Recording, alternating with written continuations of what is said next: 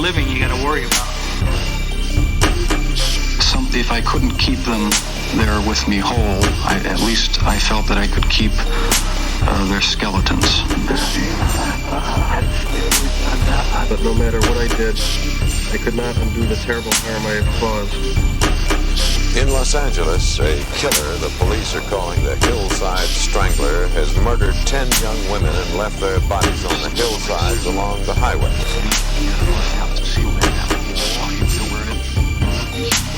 It was as if a wave of evil washed over this town. We are all evil in some form or another.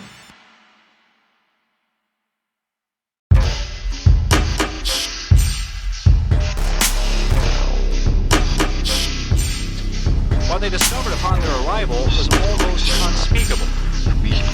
We are all evil in some form or another. I'm not guilty. The dead won't bother you. It's the living you gotta worry about. If I couldn't keep them there with me whole, at least I felt that I could keep their skeletons. But no matter what I did, I could not undo the terrible harm I had caused. In Los Angeles, a killer the police are calling the Hillside Strangler has murdered 10 young women and left their bodies on the hillsides along the highway.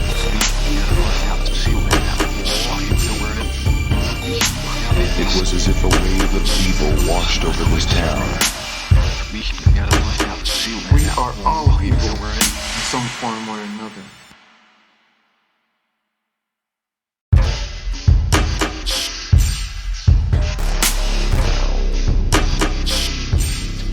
What they discovered upon their arrival was almost unspeakable. We are all evil in some form or another. I'm not guilty. The dead won't bother you. It's the living you gotta worry about. If I couldn't keep them there with me whole, at least I felt that I could keep their skeletons. But no matter what I did, I could not undo the terrible harm I had caused.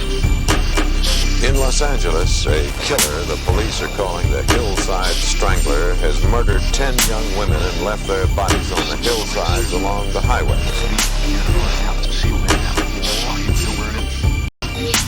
It was as if a wave of evil washed over this town. We are all evil in some form or another.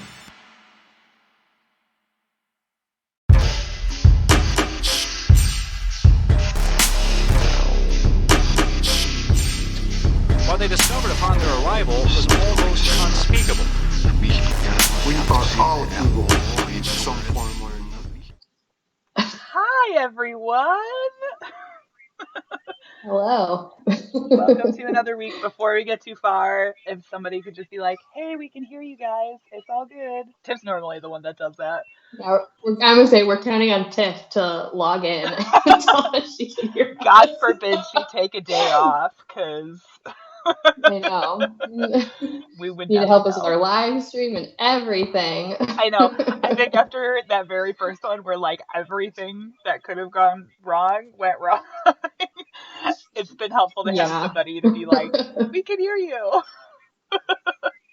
I mean, granted, it was only like 2 seconds of not being able to hear us. It's and really, true. the beginning is never important.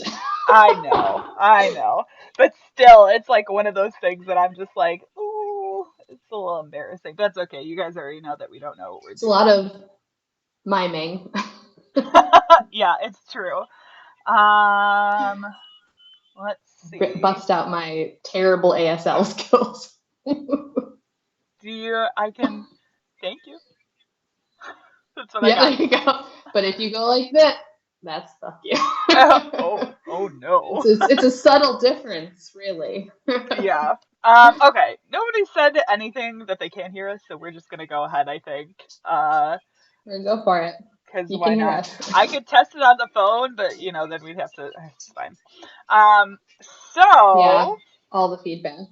Welcome to another BTC Quaren-Stream. I'm still like very pleased with myself that, that I came up with that. Um, That was pretty brilliant. this week we are doing Foodie Friday. That was Yes. my I don't Foodie know if I'm Friday gonna eat dance. on camera. I'm very Oh. sensitive.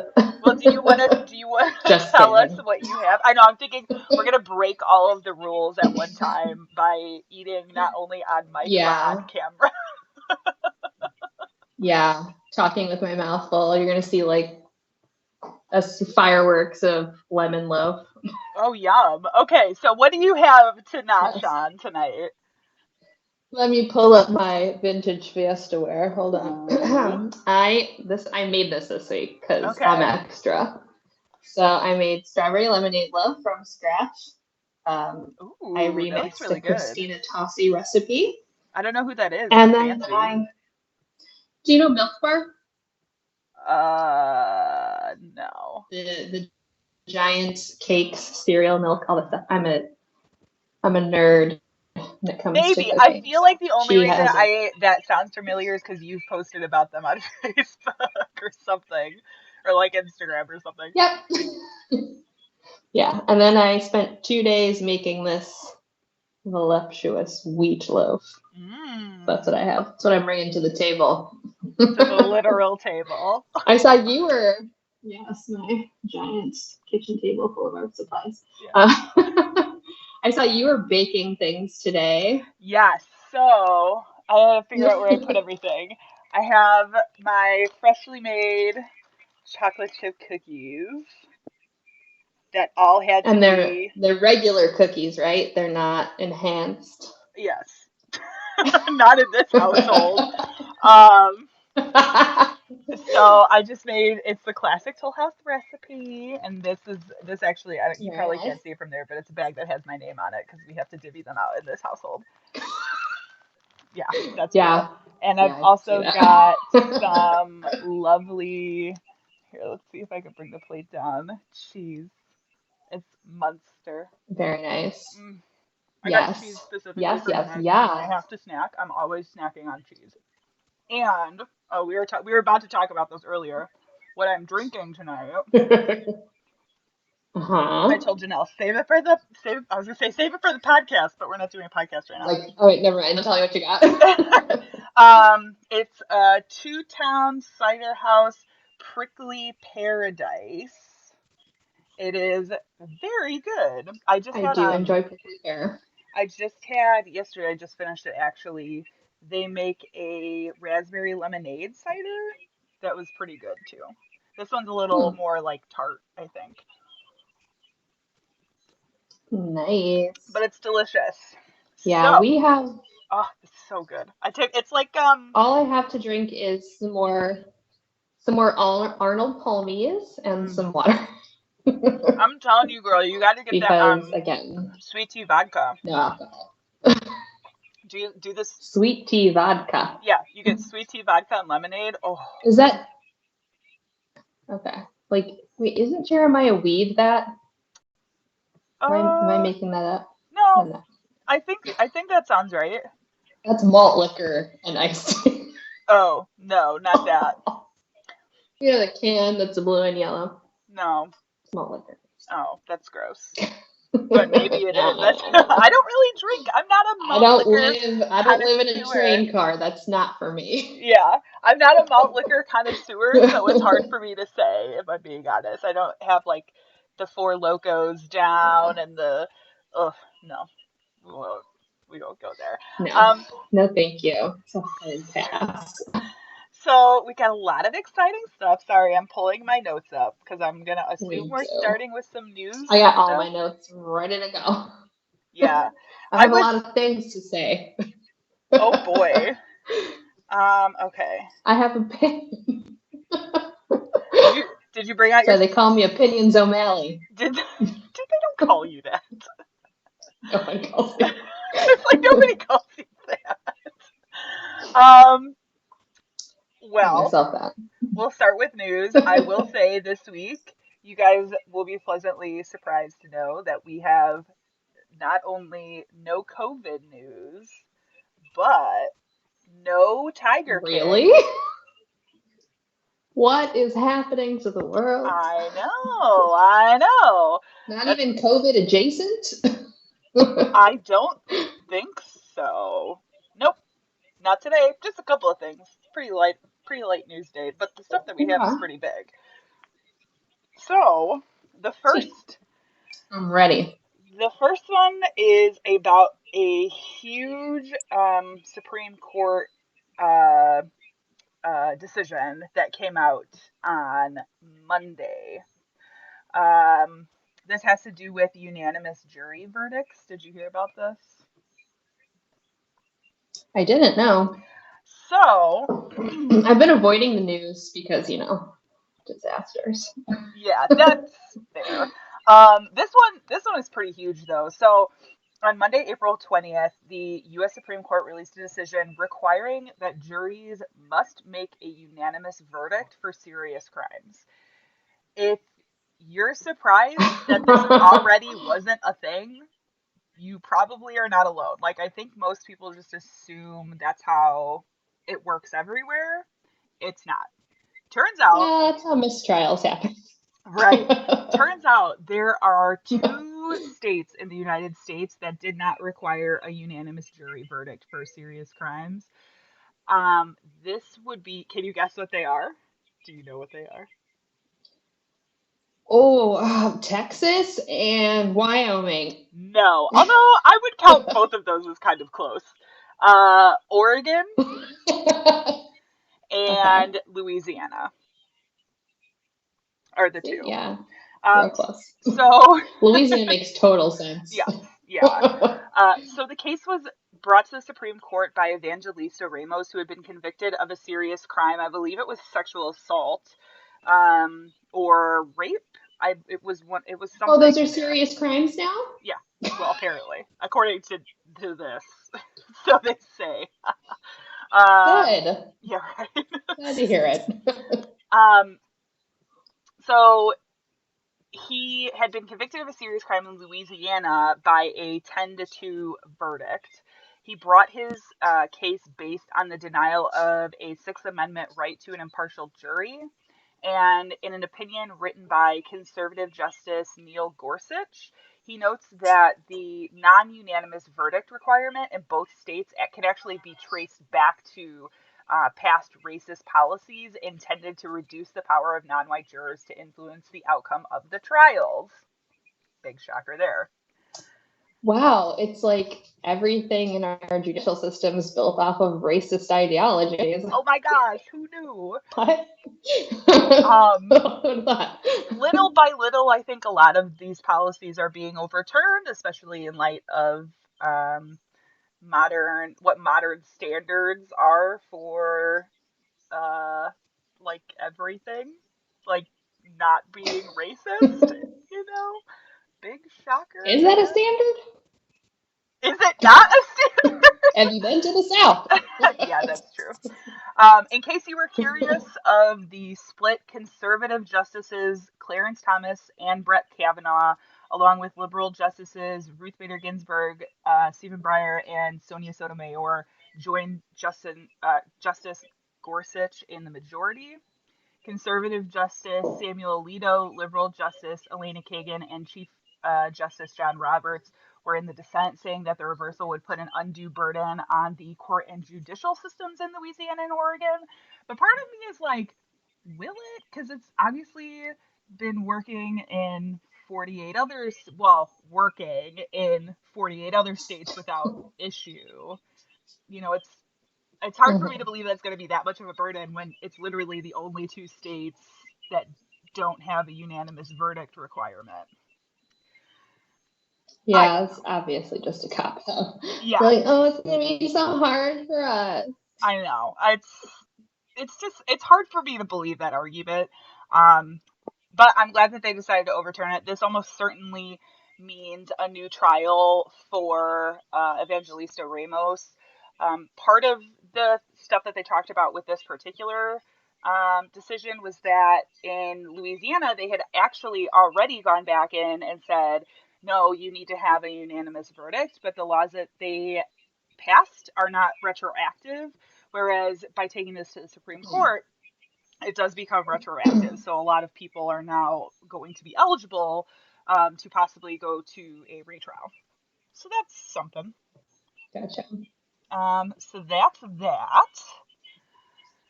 Next, we are going to Utah. Good old Utah. Do we have to? Just for a little Do bit. I have to? Actually, Utah's not that bad. So I don't think I've ever been to Utah for anything. I'm trying to think of a reason I would have had to go there, and I just don't think I had one. Being a Mormon. I can honestly say I've never been a Mormon in my life. So Never been a Mormon. No, All right. not once. So it all started with a Utah inmate named Reginald Williams, who was working in a Utah Department of Corrections print shop in 2012. While he was working there, he discovered some documents that said federal funds were being used to pay the salaries of guards within the Utah Department of Corrections. Okay. So Williams filed a whistleblower complaint in 2015. According to the Salt Lake Tribune, quote, becoming suspicious UDC officials were misusing federal funds. Williams spent several thousand hours reviewing documents, questioning UDC administrative staff and prisoners, and observing prison guards paid with federal funds. Williams determined UDC officials obtained federal funds under false pretense. So this guy who is in prison is doing his like own internal investigation, which is just crazy and kind of awesome. Yeah. Like, I dig that. Take him down from the inside. Yeah. Sorry, I was really distracted because Hans is like sneezing and jumping on me and growling. So it's okay. In the background. It's okay. I could talk to a wall all day, so I'll just keep going. He is just very needy right now. Oh, get down! So he keeps jumping at me like. Oh, he doesn't but have it's food, but it's so cute. I already gave him some. He's gonna get all chunky if I keep feeding him. I mean, wait, it's he's gonna have the quarantine 15. I was gonna say it's that quarantine body that everybody's trying to get, or not trying to get. I don't actually know anymore. I do love the extra little wrinkles on his neck, but I don't want him to break his back. Oh my gosh. Okay, so on April 10th, the U.S. Attorney for Utah filed a lawsuit alleging that criminal justice leaders in the state applied for the federal grant money under the pretext of using the money to hire new employees during a recession. Instead, they decided to keep the money in their existing budget, which is illegal. It's a thing called... on camera, you little heathen. Oh, it's okay. I was gonna say I'm pretty sure chat stands Hans. I mean, yeah. I mean, they said, "Oh my god, a puppy," so they love the dog more than us. So these Utah criminal justice leaders are alleged to have defrauded the federal government of more than $17 million over the course of 4 different grant programs. The lawsuit names 18 state officials, including former Commission on Criminal Justice and Juvenile Justice Director Ron Gordon and the current director of Utah's prison system, Mike Haddon. This is not just a Utah issue. Federal authorities mentioned that they actually barred 25 state and local agencies from receiving federal funding due to non-supplanting violations. That's what that's called when you like move the money around to like your existing budget. It's called supplanting. Anyway, the federal government is suing Utah, being like, what the fuck did you do with our money? I believe the district attorney for Utah is defending the state criminal justice officials. He's basically saying, while this might have happened, like, I don't think that it was done in some plot to misuse federal funds. So we'll see how that goes. Just an old whoopsie daisy. It's an old whoopsie daisy. Okay, so whoopsie daisy. The last thing I got We've been talking a lot. I think Okay. this is actually going to segue perfect into your opinions. But Oh man. Okay. one of the things that we've been trying to do is look Get the forward works. to what is coming out on our favorite streaming platforms. I know for us here in Mhm. Illinois, we recently had the announcement that our shelter in place order is getting extended to May 30th. So we got a whole This is other the month. song that never ends. It goes on and on. Oh my God. Living in a lamb chop nightmare. I'm like, maybe by the end of the shelter in place order, I will have figured out my insurance issues. Maybe I'll have insurance by the end of May. Who fucking knows? It's like we shouldn't have our insurance tied to our jobs. It's almost like we shouldn't have our insurance tied to our jobs. You know? Interesting. Hmm. That's a really interesting comment. Some guy, I think his name was like Bernie Sanders, is talking about that. Maybe, I don't know. Some I feel crazy. like they should be talking about that, like, nationally. Yeah, I mean, they were talking. Some crazy guy was talking about it. It's fine. It's all good. Some crazy guy. Some Muppet-esque figurine. Um. Anyway, that's neither here nor there. Really, we're not gonna do. This is not gonna be the political cast that you've always wanted, Janelle. One of these days, I'm gonna get you to start a political podcast with me. God damn it.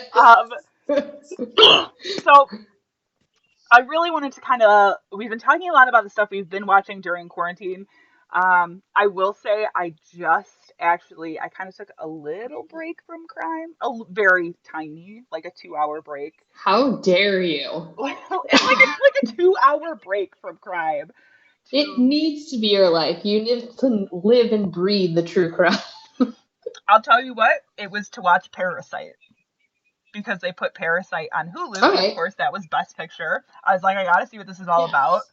Honestly, so good. Crimey. It I rented it from the library the day they decided they were going to shut the library, so I've had it since March. and did you watch it? I did, Oh yeah. my The God. first day I got it, I'm like, I should have like teased this out a little bit, but whatever.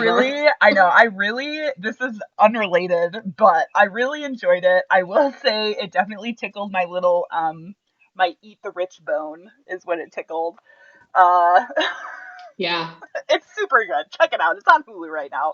That's not what we're it here to talk is. about. We're here to talk about the stuff that is, going to be coming out. They actually did a huge chunk of releases in April. I think we saw a lot of the content, especially the stuff that they were like trying to get out soon, all came out in April. So the load for May is not as heavy. It's a little lighter as far as true crime May goes. loads. Okay. All right. Just remember you said that, not me. Whatever. So here's what's going to be coming out to I cannot talk. Netflix and HBO over the next couple of weeks. They're literally, I would have included Hulu on this. Yeah. There's like nothing true crime documentary-ish coming out on Hulu in the Yeah. next. They normally I don't don't have. really watch Hulu that much. Yeah. Yeah, I get it for free with my Spotify, so who cares? Oh, nice. I will say Mm-hmm. they did just have McMillionaires on there for free for a little while. And Nice.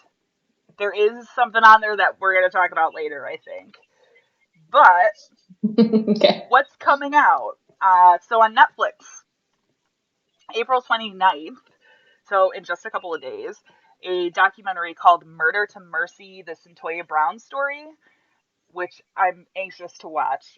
So this covers the story of Cyntoia Denise Brown, who was arrested at the age of 16 in 2004 in Nashville, Tennessee, for murdering the 43-year-old man who had picked her up for sex. And at the time, she was tried as an adult. She has since been granted clemency, but it's brought into a lot of question the role that abuse takes in somebody's actions and whether it was considered self-defense. I mean, there are a lot of these questions, which is why she was granted clemency. It was kind of a tricky case, too, because she was underage. So very much looking forward to that. Let's see. Sorry, That my sounds notes good. closed. That case is Also, a real big roller coaster. it is, and it was a case. It was 2004, and I believe she was granted clemency just last year, right? Does that sound right? Yeah. So Mm-hmm. it's been quite this ongoing thing. So I'm looking forward to watching that. And then on May 11th, a documentary on Netflix called Trial by Media, which I am anxious about. It's from executive producers George Clooney and Jeffrey Tubin. So that's something. the That is something. That is something. It's something. The series looks at the most dramatic and memorable trials in recent history, looking at the ways the press has contributed to reshaping public perceptions about guilt or innocence. Some of the cases include the Made for Court TV murder trial of Jenny Jones, Rod Blagojevich's political fall, and Amadou Diallo, who was an unarmed African immigrant shot 41 times by NYCPD. So I haven't seen any like trailers or anything for it yet. There's still a couple weeks before it comes out. They're really good about dropping trailers like a week before something comes out. But that one in particular, I'm really interested in because we talk a lot on the podcast about the ways that media plays a role in a lot of these things. Some of the sensationalizing that happens, the way like female offenders are portrayed in the media compared to male offenders. There's a lot of stuff that the media can take credit for when it comes to shaping public opinion. Yeah. So that should be interesting. The last thing I have, and I'm not going to talk about this whole lot because we've talked about it before, is on May 5th on HBO, the Natalie Wood documentary, Natalie Wood, What Remains Behind. We've definitely talked about it extensively. That's coming out in the next couple of weeks too, so you can look forward to that. And that's kind of what I got. That's all I got for today. Yeah, I am. So we talked it was a couple of days ago, I think. Yeah, because I was watching. I had to message you about Waco, I think. Yeah. So you messaged me about Waco. I was like, girl, I have already watched it. So I'm a little late to the game because it came out in 2018. But again, I don't have TV. And that one they had only released like the first episode on Hulu for some reason. It was like one episode, so. Yeah, and I believe I watched it on Netflix, the whole thing. But I'm really leery of watching things that are like historical fiction-esque, especially when it comes to true crime, because they always like to take their liberties with the storytelling. That's true. If you're not familiar, Waco, Texas, Branch Davidians, David Koresh, those are the highlights. Yes. Religious but the compound. Started off with yes. He thought he was a descendant of Jesus Christ. Yeah. But the series, I thought I was going to hate it. It was real cheesy. I'm going to just tell you that right now. It's cheesy. I mean, it was lots an of FX 80s series, feathered mullets looking kind of happening there because it's Texas. True. But they started off with Ruby Ridge, which is another kind of standoff that happened right before Waco. And that was kind of the precursor to the Branch Davidians locking down their compound. Because the whole thing with Ruby Ridge was this gun toter in Idaho who was stockpiling arms and selling ammunitions, and it drew the attention of the ATF and then the FBI, and they botched the shit out of that. There was a standoff. They shot his son. They shot his wife, who was holding an infant in her hand. So there was just from the jump, not good. They did not approach this. I have opinions about government overreach and the ATF and lots of things. Yeah. True. But even if, even if he was 100% doing all the things that they said that he did, they shouldn't have approached that area the way that they did. They really, really fucked it up. Yeah. But that led to a lot of media criticism for the FBI and the ATF in particular. And so when they started this case with David Koresh, the Branch Davidians knew they were coming. They had an informant stationed across the road in a fucked up house who said he was a college student and he was like in his late 30s. And like the Branch Davidians knew that he was an agent, like they knew. Yeah. So they were already fucking things up left and right. But this series was interesting because it compiled information from two different memoirs. And one of them was Stalling for Time, My Life as an FBI Hostage Negotiator, which was Gary Nessner, which Michael Shannon portrayed him in the TV series. Sorry, I am listening. And then I'm just looking for something related. You're gnashing. You're gnashing and noshing. That's fine. And then the second memoir was A Place Called Waco, A Survivor Story by David Thibodeau. And they kind of intertwined these stories. And they actually called David Thibodeau in to do some set analysis to see if they had the compound like as accurate as they could. But they also took some liberties with the way that things were, portrayed. But the series, to be honest, even with all of its cheesy parts, it like made my blood boil. Like I was just like, really? I was almost on the side of the Branch Davidians. Let me just tell you, that is not a statement I thought would ever come out of my mouth. Wow. I am shooketh. It is a difficult thing. So you have the Branch Davidians, which is this weird fucking religious cult.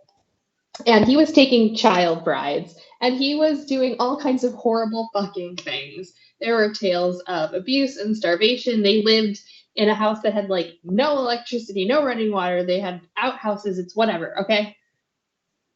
But then you have the FBI and the ATF coming in there, telling people how they can live their life, telling them they can't have a stockpile of guns. I don't own a gun. But if you want to have a couple guns, who am I to tell you no? Yeah. So it's this weird, like... There were a lot of factors about the misinformation that was being received by the ATF. I think there was a lot of miscommunications going on between agencies. There was, I think, a lot of miscommunications going on between the Branch Davidians and the agency that was trying to get in. There was a lot that went wrong. And like you said, the Ruby Ridge incident sort of laid the groundwork for all of this to happen. And so it's as much as something big I think would have happened at Waco without their help, that it didn't, like, it was a big conflict that probably was not necessary and resulted in a ton of loss of life. So that's great. Yeah, like 80 some women and children. Yeah. So the issue that I had was the story could have, the way that David Koresh was portrayed could have been a little less like flighty, because I don't think he was like flighty and kind of whimsical as they portrayed him to be. He was definitely more, I don't know, stubborn and bullheaded. Yeah. That you can listen to recordings that they put out, and there's a big difference. Yeah. I will say, if you guys want to learn more about the Ruby Ridge conflict, there is a great podcast by Slate called Standoff that you should definitely check out that covers the whole thing in depth.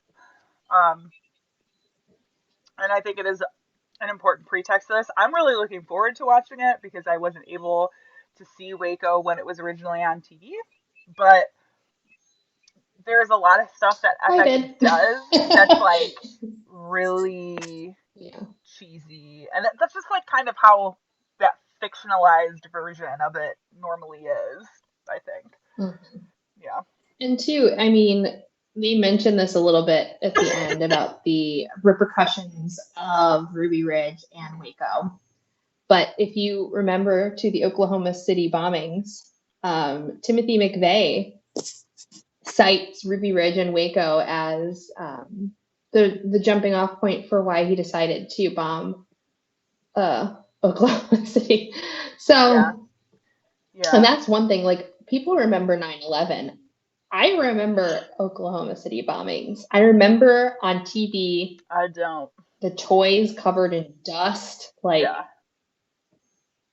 it was Yeah. a whole thing. Like that, I was young too. So Well, and even now, I just feel a like that story has a little bit more resonance with me. yeah, even now, a lot of um, the issues that you see in like the Wyoming, Montana area, there are the families that have gotten into land disputes about grazing rights. And I'm trying to think of the name of them. They actually did in Standoff Mhm. season 2, they cover one of these disputes because if you remember, like the cowboys that were basically locking themselves in their property, and there was the whole standoff with the FBI, and it's Yeah. happened more than once. They all cite Waco and Ruby Ridge as sort of like catalysts for their whole thing too. Um, as far Mhm. as like standing up to the government that's trying to come in and take your land and this whole so it's crazy. It's a whole, I think, history behind a lot of this stuff that people don't realize, and it's worth looking into. I mean, can't learn from Yeah, I'm history very if you don't fascinated pay by attention to it. that. Yeah, because we just keep repeating it over and over and over again. Yep. So yeah, that's what I've been kind of watching, what I've been up to. But I mean, is there anything else that you watched Yes. in particular? Yes. Yeah. So I also wanted to talk about the most dangerous animal because Yes. it's We mentioned that as one of our murders to quarantine too. yeah, and it's again, it's another FX series. It's one of the few like documentary series I've seen them do, but they recently added it to Hulu, so it is available on Hulu to watch. Um, Mhm. the general idea is it's based on a book by this gentleman whose name I cannot recall at the moment. I can pull it up, but he has written this book. It sort of Mhm. starts with the story of him seeking his biological parents because he's adopted. And it comes out Mhm. that basically through all of this investigation, he starts to theorize that his biological father may have been the Zodiac killer. Which, if that's not, And we don't mean Ted Cruz. yeah, right. Oh my God. His biological father was Ted Cruz. No. It if Got real busy. if that isn't enough to really like draw you in, I don't know what is. I thought it was really well done. Yeah. It definitely, it's only 4 episodes, so it's a real quick binge. If you want to do it in like a day, you can do that.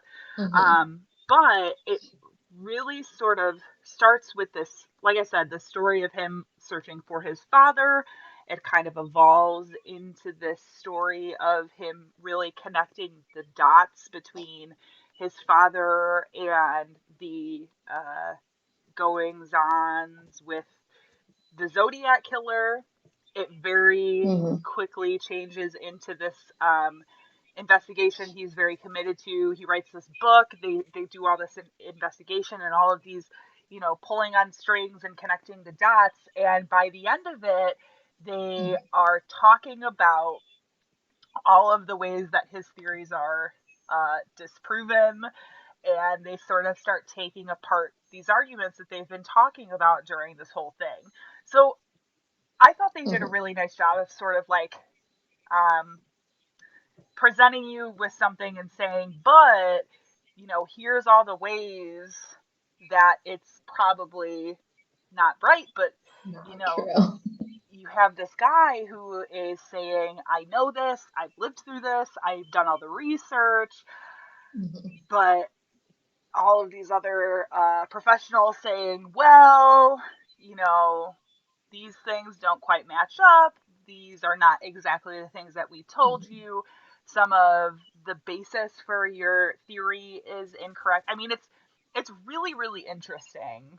Um, Yeah. have you watched through that yet? I would assume I you started it, but I Yeah. haven't gotten past halfway through the first episode. Yeah. It reminds me a lot of there was a gentleman who thought that his father was the Black Dahlia killer as well. Oh yeah. And his story is even more insane than the guy who thinks his dad's the Zodiac killer. Really.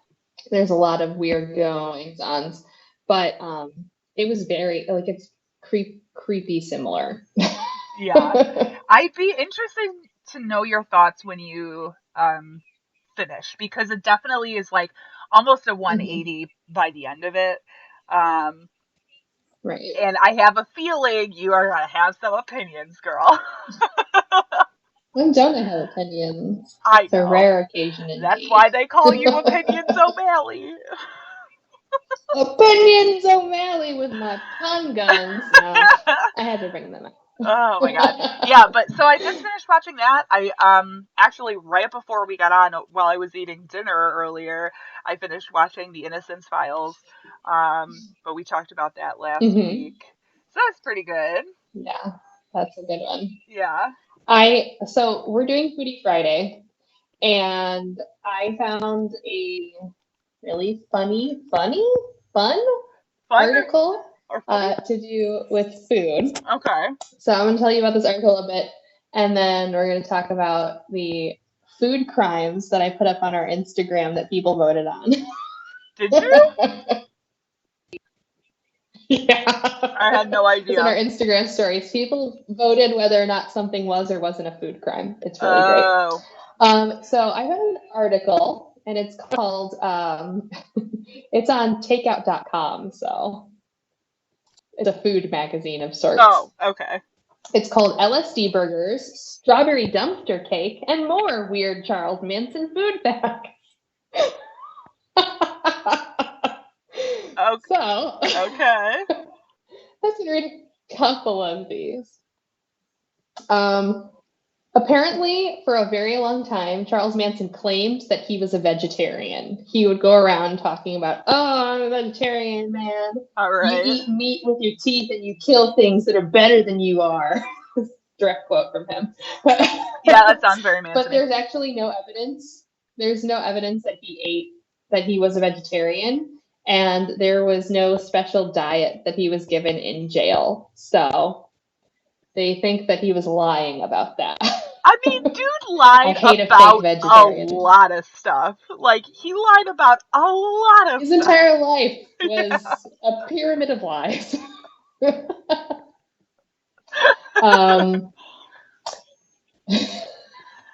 Oh my god. One of his many harem of women actually tried to kill somebody Okay. with a LSD laced hamburger. All right. So a former family member, Barbara Hoyt, was on a trip to Hawaii, and they were with someone who was going to testify against them. So they tried to convince this person that they shouldn't testify, and it was all for naught. So their backup plan, Plan B, was to put like 5 times the amount of LSD you're supposed to take in this burger. So they put it in the burger, and Barbara Hoyt was hospitalized, but That's a lot of LSD. she did not die. That is a lot of LSD. She did not die, and wound up testifying against Manson. Okay. And then she got to tell the jury that they tried to poison her with LSD in a hamburger. So there's court records of this. It's not just an interesting story. What even happens to you when you take 5 times the mean, amount of LSD? Like, what on earth? I don't even want to take 1 times the amount of LSD. No, although I'd be that. I mean, I'd be the 5% that would go like crazy after one hit. you think There's so? that small percentage of people who like lose their mind. And then they say too, like it stores in your spinal fluid. So if you like crack your neck a little bit, you can have like hallucinations and go back into an LSD trip like you're a fucking glow stick. It's all about So, microdosing. you know. Microdosing for creativity. Oh my god.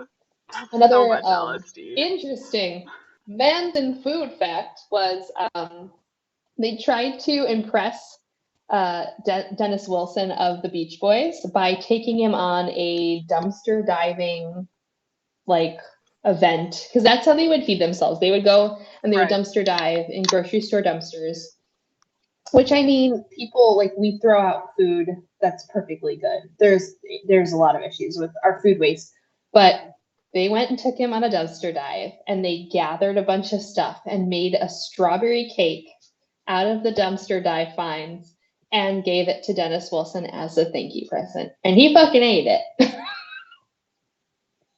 Like knowingly? The 60s, man. Like he knew he had dumpster cake? Or Yeah, he went with them. Oh. He went with them to get the stuff, and then they made a cake with the dumpster finds, and he ate it. Dumpster cake. Fine. A dumpster cake. No. So the last Charles Manson fact, you probably know this. Okay. A lot of people do. He claimed that his mother sold him for a pitcher of beer. I have heard that, yes. Sold him into a sex slave trade for a pitcher of beer. Sounds believable. Again, nothing in the world, any evidence for this. So I'm not surprised. Yeah. So I thought that was a pretty interesting article. I wanted to find some like food crimey things, and that's what popped up, and I thought it was pretty interesting because it's also going to kind of play into the game that I have for us in a little bit. Ooh. You know me, I always play games. Yes. But yeah, if you were on our Instagram this past week, I put up a bunch of stuff on our Instagram stories about food crimes. If you believe something is or isn't a food crime. I need to watch our Instagram So I went stories through more. and I went through and people got to vote on whether or not they thought this particular thing was a food crime. Okay. So the first food crime that I put up was pineapple on pizza. No. Is it or is it not a food crime? I love Hawaiian pizza. You think it's not? No. I think it is. No. I love me some Hawaiian pizza. According to our fans, it is a food crime. I disown all of you. I don't want to talk to any of you anymore. You know what? If I'm the only person that likes pineapple on my pizza, that's fine. I can live with that burden. You're not the only one. There are some diehard people who really think that pineapple on pizza is the tits, but I don't. So good. I'm speaking from the depths of my little Italian heart. No. It's so good. I might be a blasphemer, but I do love a salty and a sweet. I do. But tomatoes are sweet. They're a fucking fruit. There's already enough fruit on that damn pizza. No, not enough. Give me pineapple. Okay, I will die on this hill. It is fine. Oh my god. I know, everybody always gives me shit for liking that. Take the pineapple off the pizza! Never. It's so good.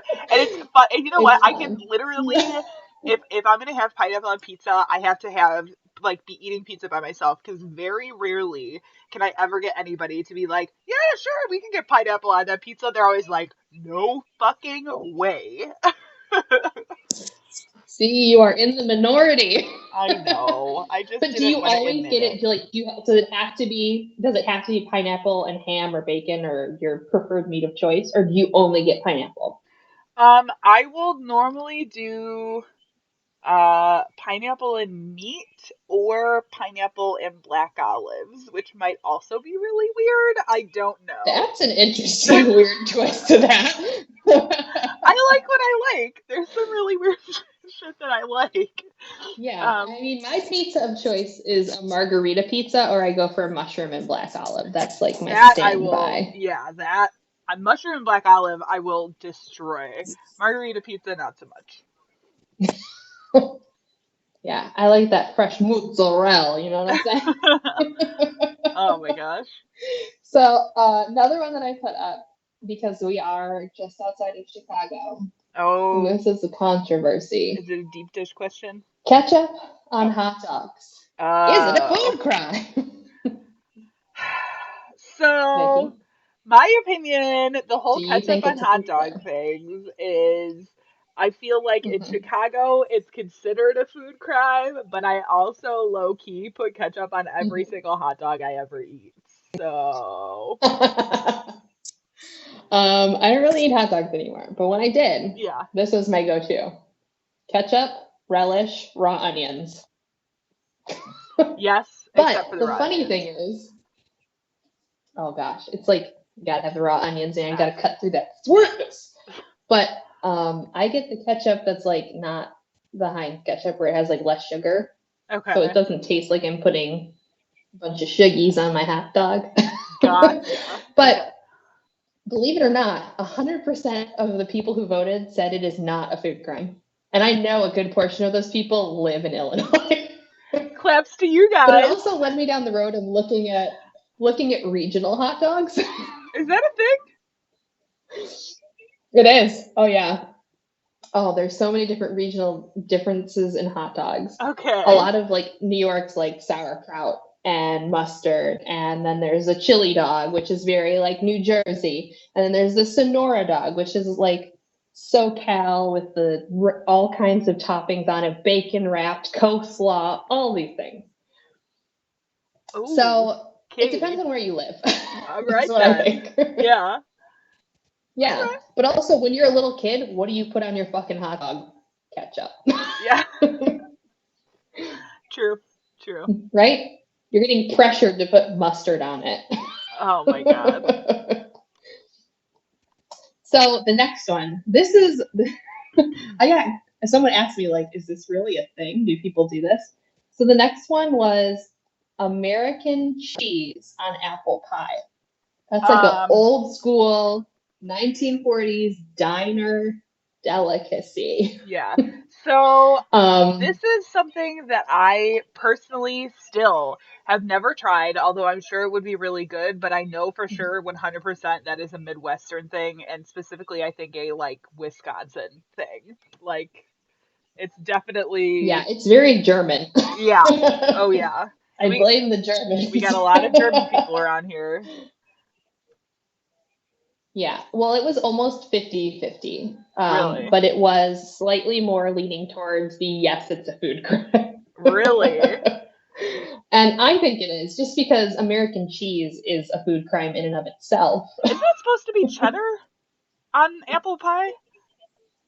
No, it's American cheese. I always thought it was supposed to be cheddar.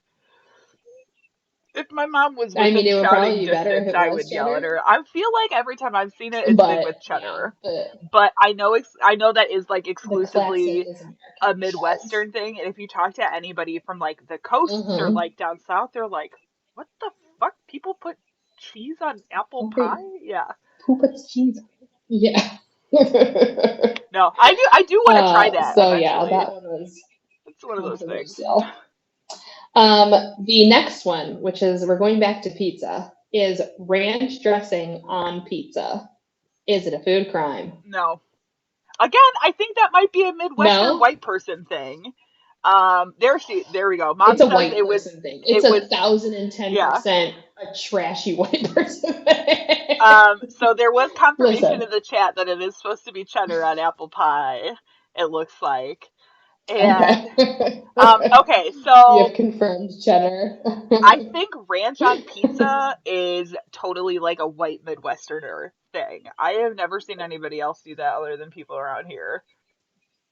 Stop adulterating your pizza, please. It's not a For the food crime. love of God. It's good If as your hell. if your pizza's not good and you have to put fucking toppings on it in addition, go to a different pizza place. That's all I have to say. Yeah, but when you're eating like if you have to put barbecue sauce or hot sauce or ranch dressing or fucking sweet and sour, I know someone who puts sweet and sour on their pizza. Get fucked. Yeah, but when you're talking I'm not talking about like if you're going out to like a restaurant and getting pizza, that's a different thing. But if you're just having like a frozen Jack's pizza at home, In or the you get like comfort of your home. pizza bites or whatever, that's when you got to pull out Bagel the bites, ranch. yeah. If you have a lean cuisine French bread pizza in your Yeah. freezer, So was it a food crime? you just slather that ranch on. People said no, it wasn't a food crime. All But again, we are right. in the Midwest. I blame it on the Midwest. The next one, going back to some more white ass condiments, is mayonnaise on French fries.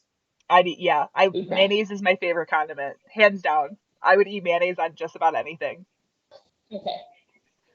Big So you fan. don't think it's a food crime? No, absolutely not. I actually enjoy some Belgian frites with mayonnaise, so I don't think it's a food crime either. Nope. But this was almost a 50-50. Really? And it was determined that it was a food crime. Oh, our listeners are really letting me down. You guys are showing your true colors right now. True colors all around. Your boring ass food choice. Damn. What's with the hate for the mayo? When I take the train into Chicago, there's the French market under Ogilvy, Mm-hmm. and they have the Belgian friesjoken, which is the Belgian fries. And I always go down there and I get like, sometimes they have wasabi mayo, which is fucking good on a French fry. And then they have like sweet and spicy ketchup. So I'm just like, yeah, thank you. Yeah, yeah. And nice beer, like a good Chipotle mayo. Come on, there's nothing that beats that. Mm-hmm. Let's be real. There are some people who just think that mayonnaise is the scourge of existence. No, mayonnaise I like is a good life. I don't it like is lifeblood. I don't like it slopped on there like a thin amount. No, slathered all over the place.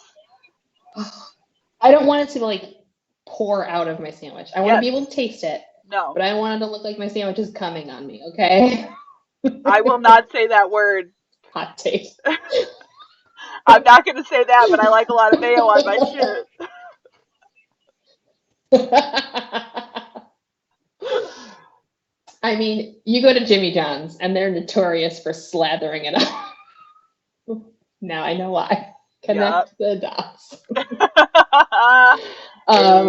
So the next food crime that people voted on is cheese as dessert a food crime?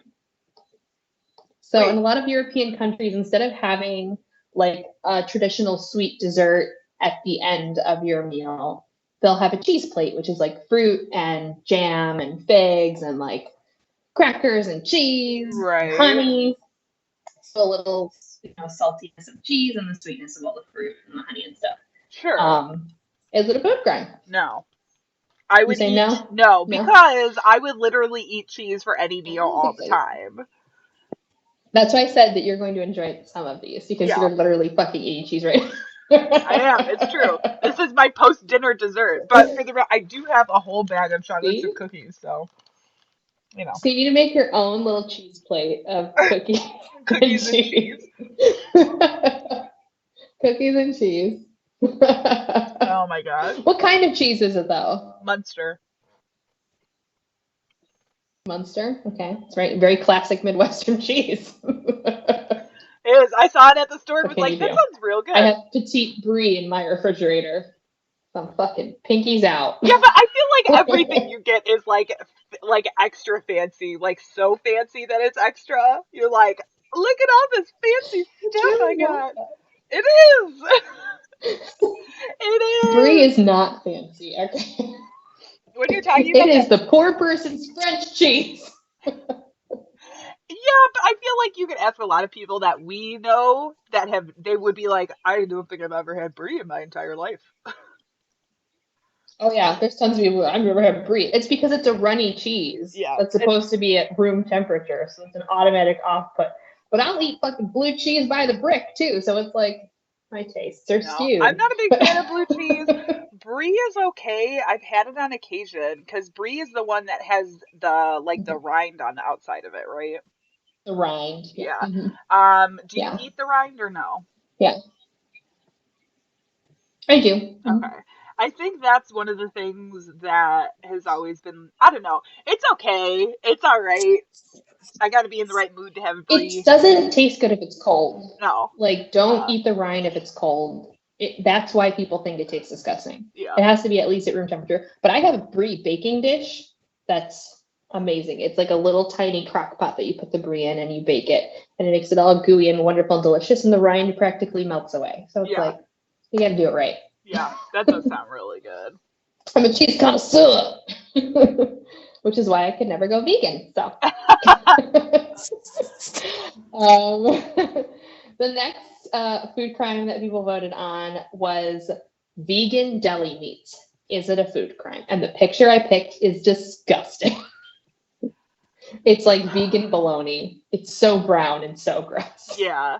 So, as a non-vegan, I don't think it is a food crime because I don't necessarily think that people were vegans forever. Like, obviously, they made that choice at some point in their life.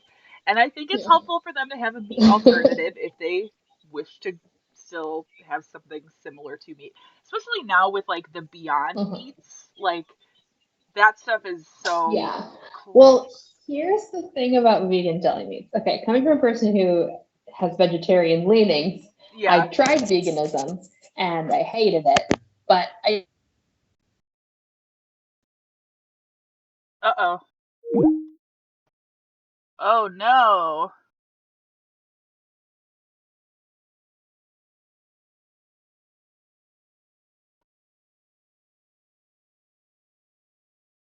Okay, hold on. We're gonna try and get Janelle back here.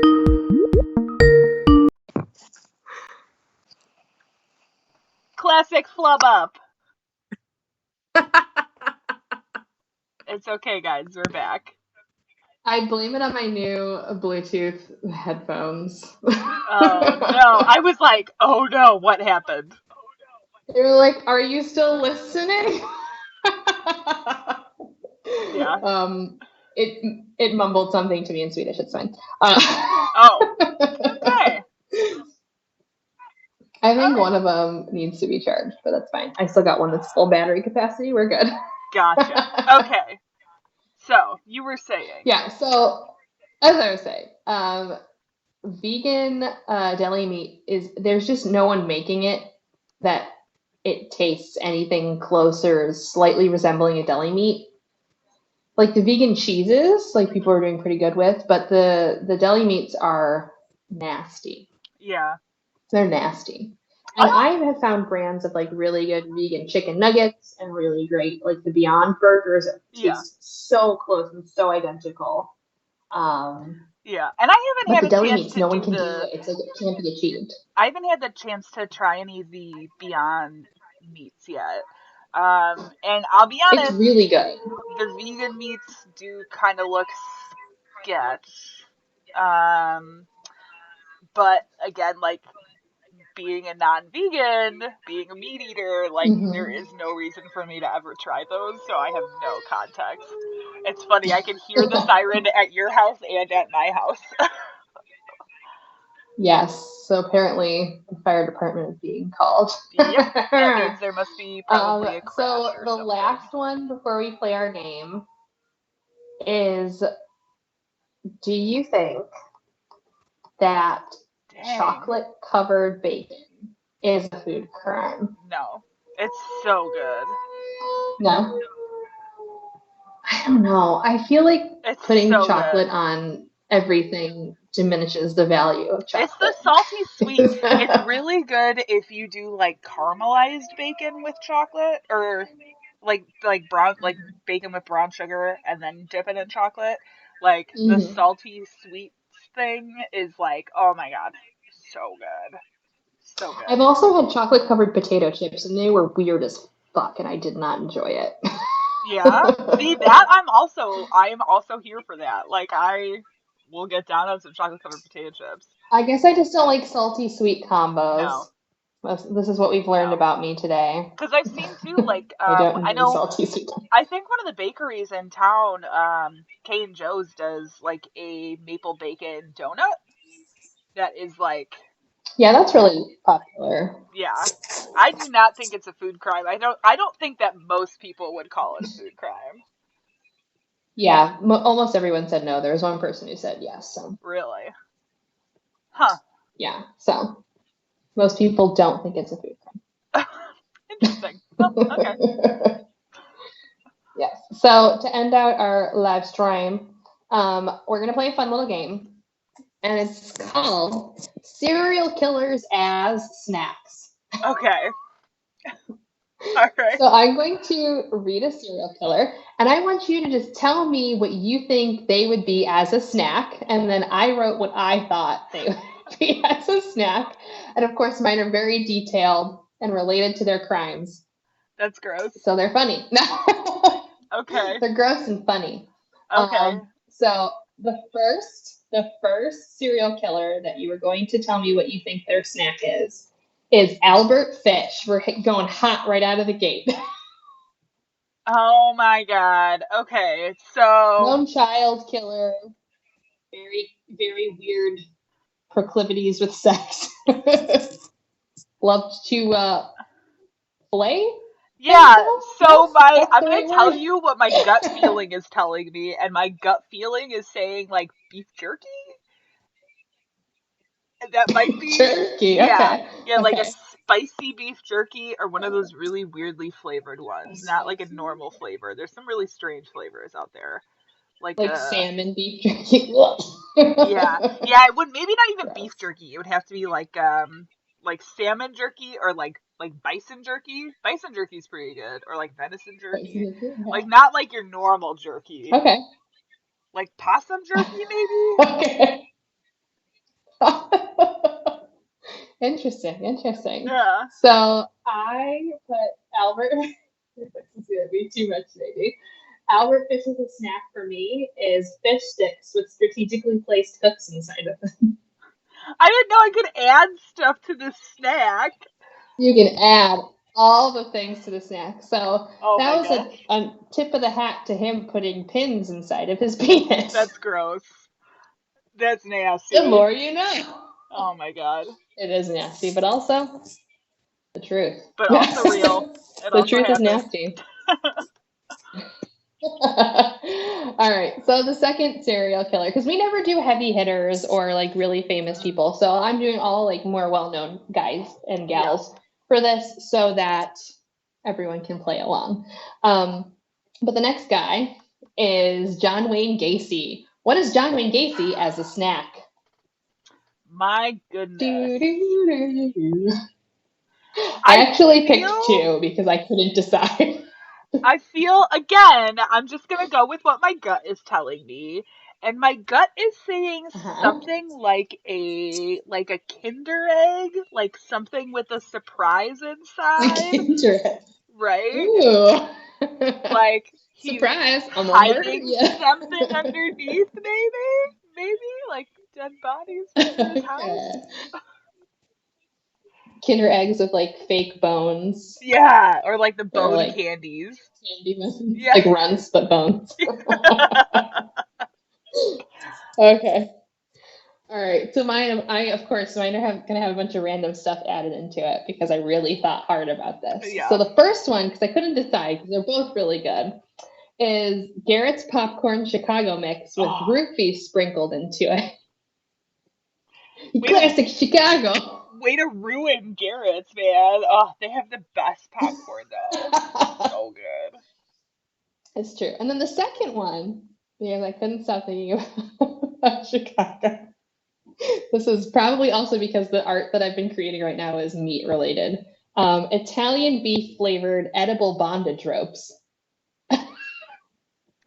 I feel like if they were edible bondage ropes, it would just be like giant meat sticks that you could tie. But it's gelatin, but it's flavored as Italian beef. That's nasty.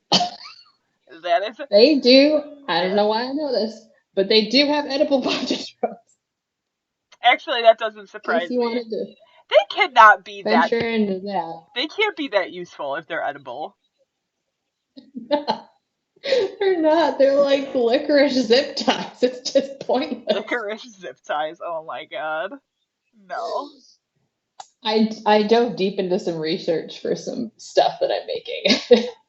I I'm know. scarred forever. I love watching your social media because your Instagram, like literally today, your Instagram was like toys I need in my life, and it was one of those punchy things where you like pull the trigger and it like punches a It's a punch boxing gun. glove, and a And a handful of Tamagotchi. Tamagotchis. Not just one, like it was a picture of somebody with a handful of Tamagotchis. Because I feel like that epitomizes who I am as a person. A little dangerous, a little fun.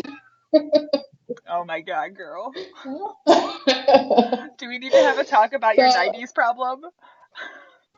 Yeah, it's not a problem. It's a lifestyle choice. True. The next serial killer is Richard Ramirez. Oh Lots man. of blood, gore, breaking into people's homes. He looks like a fucking ghost of a person. Yeah. Yeah. That's an interesting one. What snack would he be? Snicky snack would he be? That's an interesting one. That one I'm actually not sure about. Yeah.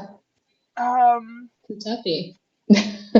That is tough. I'm trying to think. Maybe like, oh, yeah, that one I'm not sure about. I'm thinking like if he were like a gingerbread house that were like smashed to pieces, and then Okay. he took like frosting and did like an upside down pentagram or a Sweet. Yeah. right? Okay. Yeah, I'm working with this. Yep. that's where Maybe I'm break at. a little blood capsules over the frosting. Yes, yeah, there you go. And then you sacrifice the Excellent. entire See, thing. that's the weirdness I'm looking for in this game. I think I'm starting I to get said it. he was. So my snack for him was regurgitated blood sausage.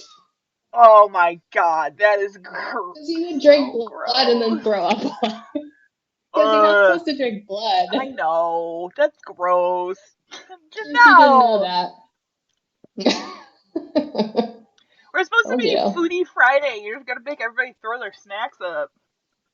Foodie Friday. Okay, the next one, gotta put a girl in here, is Lizzie Borden. Who is Lizzie Borden as a snack? Lizzie Borden took an axe, gave her mother 40 whacks. As a snack, I feel like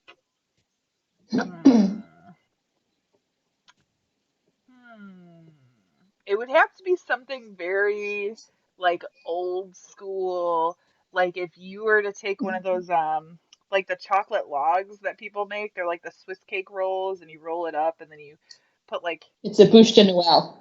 sure that thing that you would of Or course a jelly roll. you would if of there's jelly. course know the name of. Of course you would. I made one for Christmas. Yeah, you take one of those and you just smash it to pieces. That's a Lizzie Borden Yes. dessert. That sounds great. That sounds amazing. I had 2 for this one too because, again, I couldn't stop thinking about snacks. So for me, the first one was beheaded Sour Patch Dolls. Okay.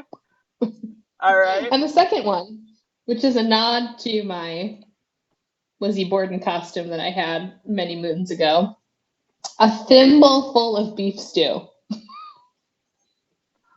What? So if you know anything about Lizzie Borden, there was a tiny, tiny stain on her dress, and she told everyone that it was a beef yes. stew stain. Okay. People were like, blood. But it was like this big. It was so tiny. It was like microscopic. So, thimble of beef stew. Okay. All right. That's pretty good. Indeed. Pretty good. So the next one is Charles Manson. Now, we talked about Charles Manson, interesting food facts, so this should help you with a Charles Manson snack. The Charles Manson snack. Yeah, I almost feel like it would be like a fruit salad because the dude is cuckoo Okay. bananas. So it'd be like a fruit salad He is. served with like a Uh-huh. pint of beer, like a pint of lager. That is super close to what I put. Is it really? It really is. So I put a veggie burger created with dumpster cultivated ingredients and a pint of beer served in an old boot. There you go. There you go. Gotta go for that rustic mouthfeel. No So the way, dude. last one that I have on our list is BTK. BTK as a snackums. As a snackums. My goodness. Well,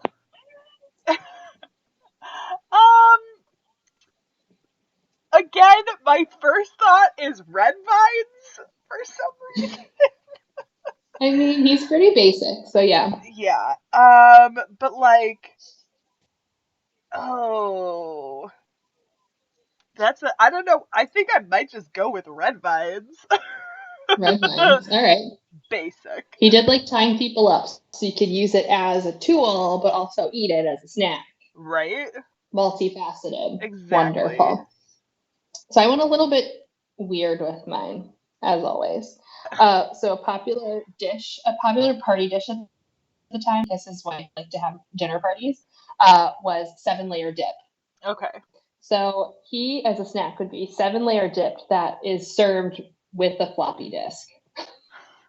Because that's how he got caught. Oh my god. Hold on. My pun gun. Man, you're gonna have to retire those pun guns pretty quick.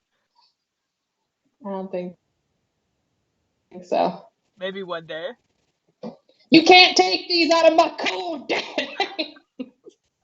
Oh my god. But yeah, I just thought that. Could you imagine trying to serve 7-layer dip to someone with a floppy disk? Yes. Just, That'd be real it's a fun. farce, which was exactly how they caught him, was just an absolute farce. Oh my god. He sent a floppy disk to the newspaper. People. It's true. Technology. But yeah, that was serial killers as snacks. That was pretty good. I enjoyed that. Enjoy. Thank you. Yeah, that's pretty good. You'll never be able to eat red vines or 7-layer dip ever again. I don't know how often I eat red vines or 7-layer dip now. I mean, at a party, a 7-layer dip is kicking. You know what I mean? It's like vegetarian friendly, but also like meat. It's true. Okay. So that's what we got for you guys this week. That's where we're at. That was a wild one. Foodie Friday in the books. Done. If you guys have suggestions for stuff that you want to see from us on these live streams or suggestions for themes, I'm kind of liking this like themed Friday. It gives me something to sort of plan for in a time when I literally can't plan for anything. I have a couple other ideas. People don't give us any ideas, so. Okay, I'm excited. So that's gonna be it for us today. Yeah, I guess that's it. Thank you guys for hanging out with us. And, yeah, thanks for joining us for Foodie Friday. For Foodie Friday. Enjoy the rest of your weekend, and we'll see you same time next week. Yeah, have some pizza without pineapple. Bye. Oh, fuck you, Janelle. Bye! Bye.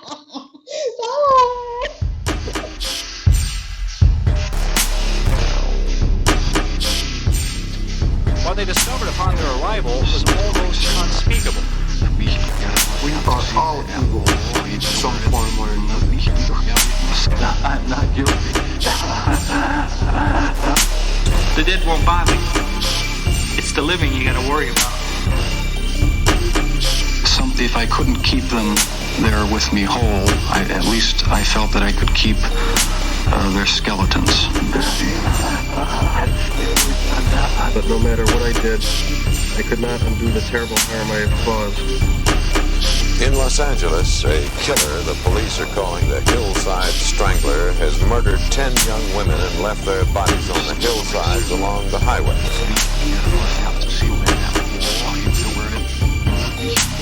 It was as if a wave of evil washed over this town. We are all evil in some form or another.